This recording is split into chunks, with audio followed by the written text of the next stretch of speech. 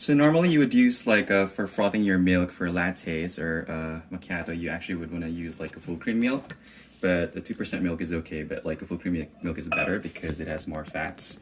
What you do is you actually try to fill up in the jug. You don't fill it all the way up, but you fill up to kind of like the neck, so you can see where the indentation is.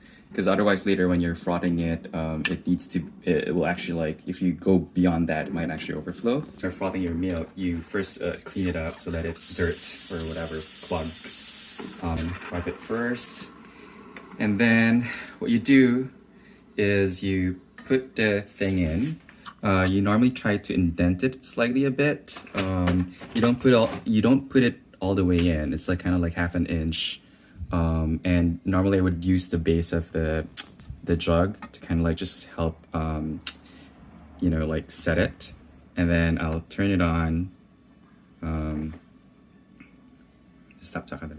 See the milk swirling, so that means it's actually good. You don't hear like really rough, like if you put it all the way in, it's just going to push a lot of air and it's not going to create the microfoam, but by doing this it actually creates the microfoam.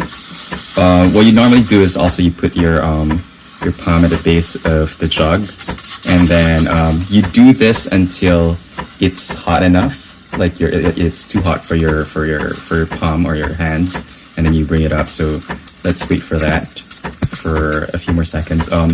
This is kind of like a cheap coffee maker, so the pressure for the steamer is actually not that good. So usually for coffee machines it's a lot faster. But for this one, it takes a bit of a while because the pressure is not that. As you can see, it's like swirling around. It's pushing a bit of like the air in and making those microfoams. And when it's hot enough for your for it to touch the base, like if you try the base and it's